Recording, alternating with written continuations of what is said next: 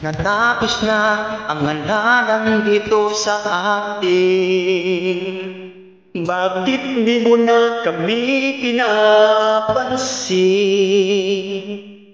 Matapos mong makuha boto namin, di mo lang alam na umaasa kami. Tuparin mo naman ang mga pangako sa amin. Kahit di mo na kami pinapansin, napagbigyan ka lang nung araw ng halalan. Ngunit bakit ngayon di mo pinapansin? Ako na nga lahat ang nagkakapit ng mga tarpaulin mo, makita ka lang. Nag-ikot kami sa mga kanto kahit mainit pa. Sinisunod namin mga utos mo, makuha lang namin boto ng iba.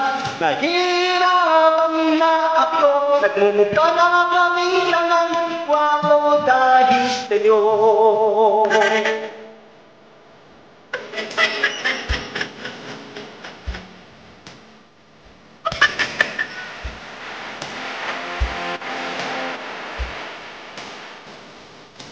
Minsan naisip ko, bakit ba ganito?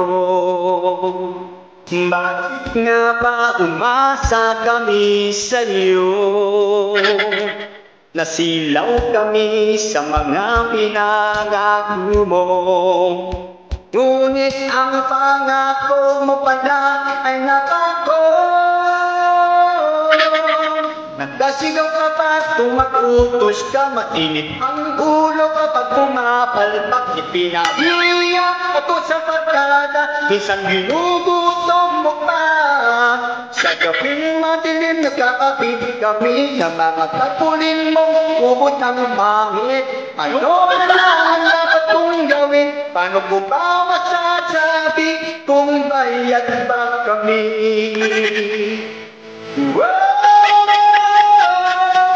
Napupuyan kami sa pagkakapit ng mga tarpaulin mong ubod ng pangit. Nagkalis na kami sinong sasama habang nakikinig ka.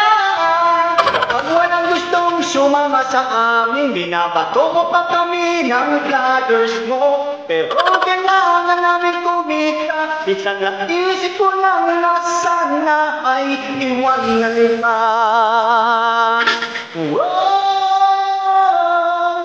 Nagalit ka,